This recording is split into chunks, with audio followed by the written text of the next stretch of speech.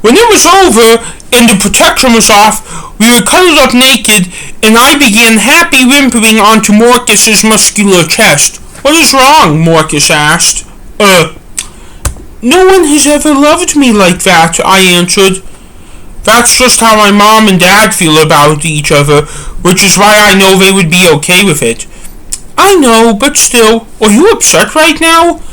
No, I'm very happy. Why?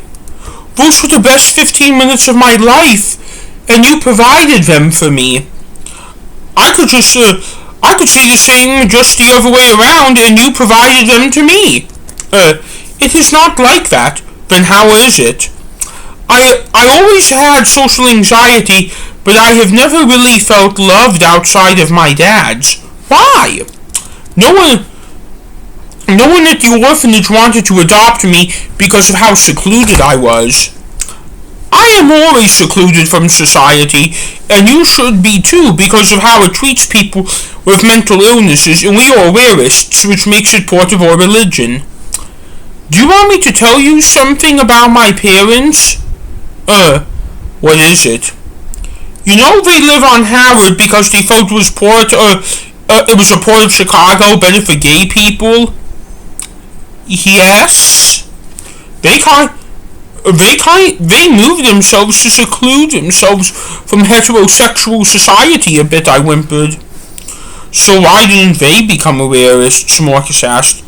Because they didn't feel being gay is a mental illness.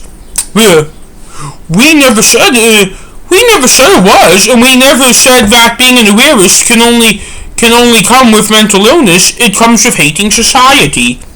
I know, but still. So, what is it you mean when you say you feel like no one has loved you like that? I was still a virgin, and nobody loved me at the orphanage.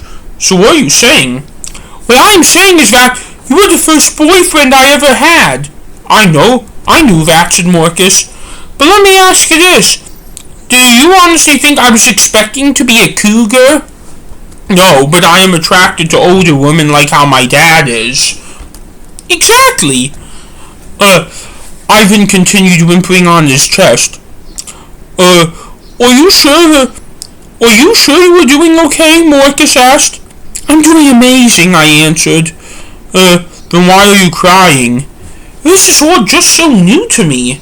Good. In a good or a bad way? Good. Why?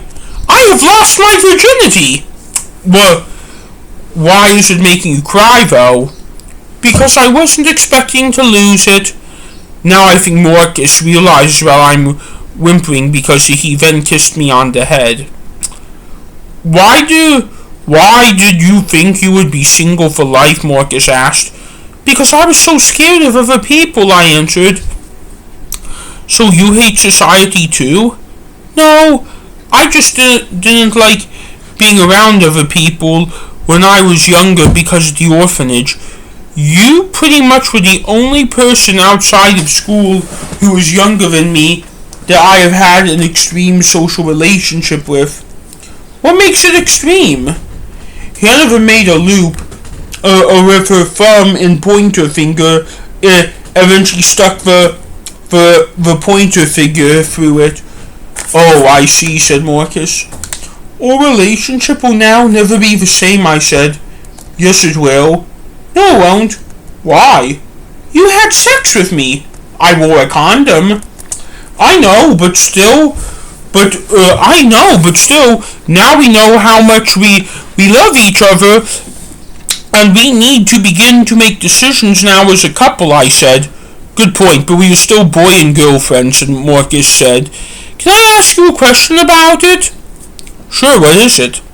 How much longer do you want to keep it like that? What do you mean? You are not going to like it if I ask you. Ask. When are you going to marry me? A laugh of shock then rushed across Marcus's face, and then he began chuckling. Did you just ask me to marry you? Marcus asked.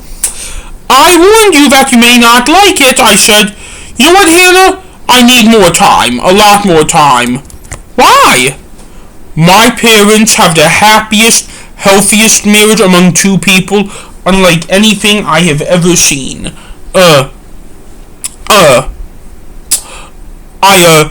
So, celebrities included. So, because of that, I just want a lot more time. It was 6 years before my dad proposed to her, which meant that it was 7 years of knowing each other before they got married. So why were you okay with premarital sex? Because of how close we have become. Lots of people have premarital sex. Plus, I was wearing a condom, which makes it okay because you are not pregnant. I see. I still kept whimpering on him. Are you now upset? Marcus asked.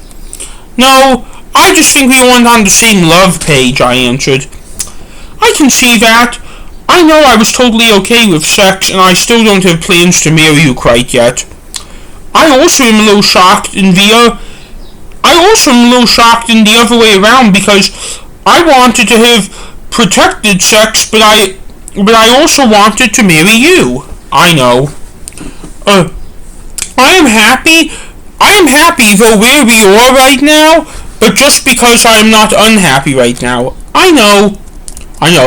There was a pause as I needed time to think about what to talk about next. Are you sure your parents would be okay with that we did that tonight, I asked? Yes, and even if they weren't, they can't do anything about that now. And we did not break any laws, Marcus answered. I love you, Marcus. I love you too, Hannah. This trip to New York City really has changed my life for the better. Mine too. Would you like to come back here again if we have time? With my family. Okay. I also don't want to go back up to the Bronx to see your old orphanage again. Neither do I, but why? Because it upset you. Why does it matter if it upsets me? Because a key part of my awareism is to show empathy, and showing empathy is the only way I can connect with society, because then we are on the same boat. Or the other way around, and the main reason why I'm willing to talk to you at the bar next to your work in Chinatown in Chicago is because you took interest in me as a person, because I was upset for costing my mom her job, and that is how I am empathetic, and that is why my parents allowed me to talk to you to begin with. I see. That is why I am like that. Or as Papa I would say it, Yep, we then both laughed. Good night, Marcus, I said. Good night, Hannah, Marcus said back. We then kissed each other on the lips. After that, we spent our final night in New York City sleeping, cuddling, and naked.